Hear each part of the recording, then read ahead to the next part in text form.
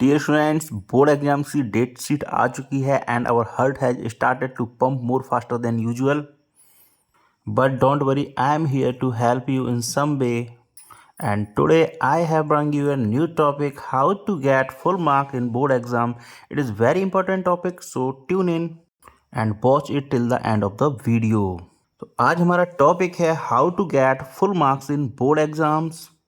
Board exams में हम full marks कैसे स्कोर करें, तो आज मैं आपके लिए बेहद ज़रूरी कुछ टिप्स लेके आया हूँ. तो पहला टिप्स रहेगा हमारे लिए, right unit of every answer.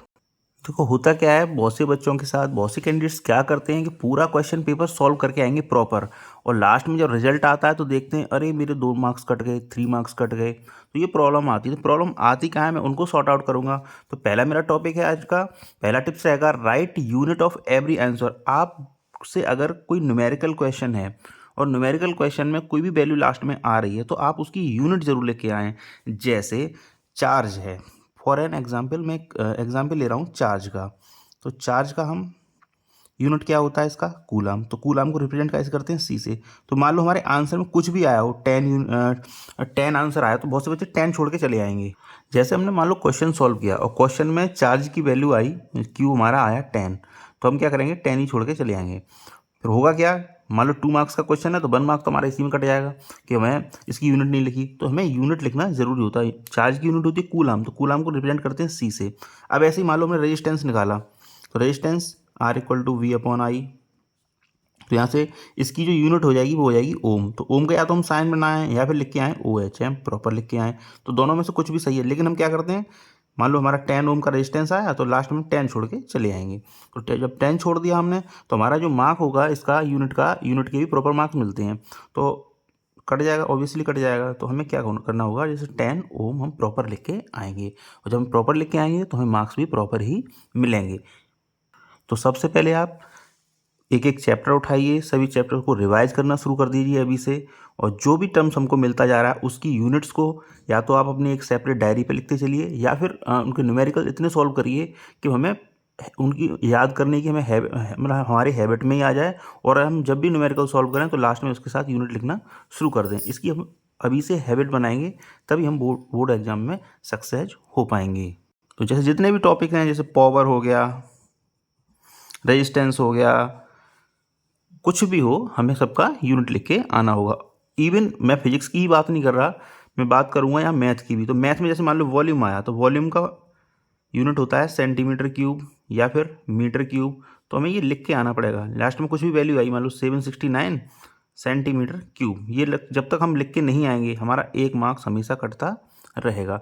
तो मैं आपसे रिक्वेस्ट करूँगा, सजेशन दूंगा कि आप हर न्यूमेरिकल आंसर के साथ यूनिट जरूर लिख के आएँ. अब आते हैं अपने सेकंड टॉपिक पे. तो सेकंड टॉपिक है हमारा definition plus formula plus SI unit. मान लो साइंस में कोई क्वेश्चन आया चार्ज का, चार्ज की डेफिनेशन बताइए. फॉर एन एग्जांपल चार्ज की डेफिनेशन बताइए, तो आप चार्ज की डेफिनेशन लिख देंगे. चार्ज की डेफिनेशन लिखेंगे, the rate of flow of charge is defined as the rate of flow of current is defined as charge. अब हम सबसे पहले चार्ज की डेफिनेशन लिखेंगे, उसके बाद चार्ज का फॉर्मूला लिखेंगे. आप Q = IT लिख सकते हैं, Q = NE लिख सकते हैं. उसके बाद हम लास्ट में लिखेंगे the SI unit of charge is coulomb. C लिख देंगे, कूलम लिख देंगे, कूलम. इस तरीके से सबसे पहले डेफिनेशन, उसके बाद फॉर्मूला प्लस SI यूनिट. कुछ भी अनर्गल मत लिखिए, कोई उसमें पेज भरने से कोई मार्क्स कभी ज़्यादा नहीं मिलते. तो सबसे पहले प्रॉपर डेफिनेशन लिखिए, उसके बाद फॉर्मूला लिखिए, फिर कूलम लिखिए, एंड लास्ट में वेयर. जब भी आप लिखेंगे Q = IT या Q = NE, तो उसके नीचे सबसे पहले लिखेंगे वेयर Q = चार्ज, इस तरीके से charge, I = current and T = time. इस तरीके से आप प्रॉपरली नॉमेनक्लेचर जरूर लिखेंगे. थर्ड टिप रहेगा मेरा, मेक या फिर ड्रॉ फिगर विथ पेंसिल। मैं आपको एक बात बताना चाहूँगा कि मैंने अक्सर देखा है बच्चे जो हम ब्लू पेन या ब्लैक पेन यूज करते हैं उसी से हम फिगर ड्रॉ कर देते हैं। तो मैं आपको सजेस्ट करूँगा एक अच्छा सा पेंसिल खरीदिए मार्केट से एंड उसको एग्ज़ाम हॉल में लेके जाइए, उससे प्रॉपर फिगर बनाइए। नीट एंड क्लीन फिगर होना चाहिए, नीट एंड क्लीन। और नीट एंड क्लीन फिगर बनाने के लिए आपको घर पे प्रैक्टिस करनी पड़ेगी, कम से कम 4-5 बार उसको घर पे बनाइए। जब आपका फिगर अच्छा होता है ना, तो आपने क्या लिखा है कोई नहीं देखता। जब फिगर अच्छा है तो फिगर पे ही मार्क्स मिल जाते हैं। आप अंदर क्या लिख के आ रहे हैं, इतना टाइम किसी पे नहीं रहता लिखने का, सॉरी पढ़ने का। जैसे मान लो हमें ह्यूमन आई बनानी है, तो ह्यूमन आई बनाइए आप। ह्यूमन आई के सभी पार्ट्स बनाइए, नीट एंड क्लीन बनाइए, पेंसिल से बनाइए। फिर उसके बाद जो भी उसके पार्ट्स हैं उनके नेम जरूर दीजिए, उनकी नेमिंग जरूर करना। अगर नेमिंग नहीं करेंगे आप सभी प्रॉपर पार्ट्स की, तब भी आपको मार्क्स पूरे नहीं मिलेंगे। तो आपको सजेस्ट करूँगा फिगर नीट एंड क्लीन होना चाहिए, पेंसिल से बना होना चाहिए और सभी पार्ट्स को हम नेम देंगे लास्ट में। तो ये लिखेंगे गिव नेम, ये आपके लिए है give name for every part. अच्छे से ब्रांड की कोई भी पेंसिल ले लीजिए, डोम्स ले लीजिए आप, अप्सरा ले लीजिए, और भी बहुत सारे अच्छे ब्रांड आते हैं। तो अच्छी ब्रांड की पेंसिल से नीट एंड क्लीन फिगर बनाइए, नेम दीजिए उनको, फिर देखना आपको फुल मार्क्स मिलेंगे। फोर्थ टॉपिक रहेगा specially for maths, right identity and formula. मैं आपको एक एग्जाम्पल के रेफरेंस से समझाता हूँ आपको। जैसे मान लो कोई रैंडम पिक कर लिया मैंने एग्जाम्पल, आपको क्वेश्चन में आया x+2 का होल स्क्वायर। तो बहुत से कैंडिडेट्स करेंगे एक्स स्क्वायर, इसको ओपन कर देंगे 4x+4 हो गया। लेकिन अगर आप इसके सामने आइडेंटिटी भी लिखते हैं, यूजिंग आइडेंटिटी आप लिख सकते हैं a+b का होल स्क्वायर इक्वल टू होता है a²+2ab+b²। पता सबको होता है, लिखता कोई नहीं है, लिखते बहुत ही कम लोग हैं। पता तो सबको है, टीचर को भी पता है, आपको भी पता है, लेकिन क्या है एग्जाम में आप जल्दबाजी के चक्कर में इसको लिखते नहीं हैं। तो जब भी आपको, मैंने रैंडम एग्जाम्पल लिया यहाँ पर, तो जब भी आपको इस तरह का कोई भी क्वेश्चन मिले जिसमें फॉर्मूला यूज हो रहा हो, तो उसके लिए आप आइडेंटिटी ज़रूर लिख के आएँ। जब आप आइडेंटिटी लिखते हैं आपको फुल मार्क्स मिलते हैं, चाहे वो मैथ हो चाहे वो साइंस हो, कुछ भी हो सकता है। x² - 4, तो इसके लिए जब भी आप यूज़ करेंगे तो आइडेंटिटी लिख देंगे a² - b² equal to a-b and a+b।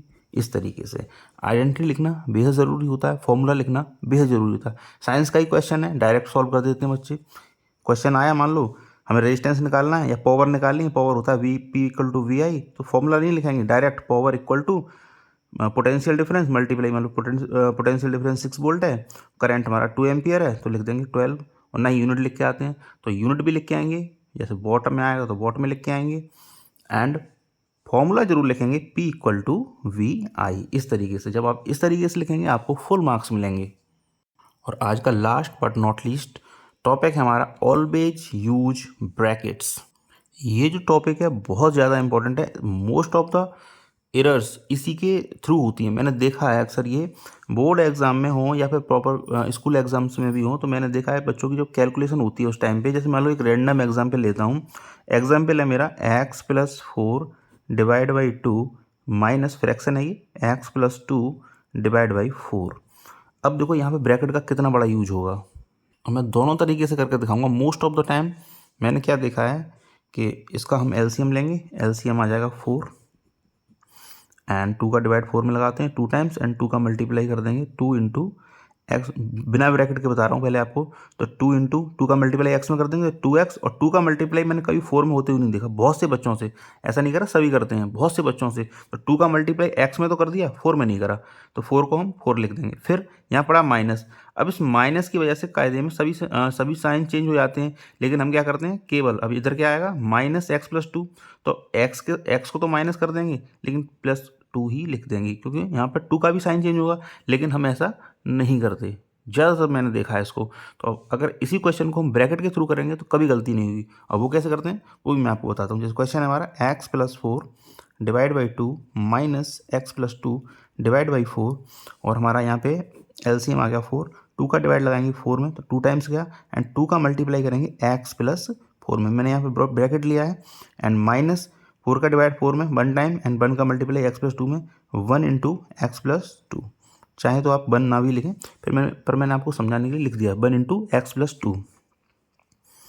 अब देखो ब्रैकेट ओपन करते हैं तो 2 का मल्टीप्लाई x में तो 2x, 2 का मल्टीप्लाई 4 में तो 8, माइनस 1 का मल्टीप्लाई x में तो माइनस एक्स, माइनस 1 का मल्टीप्लाई प्लस 2 में तो -2।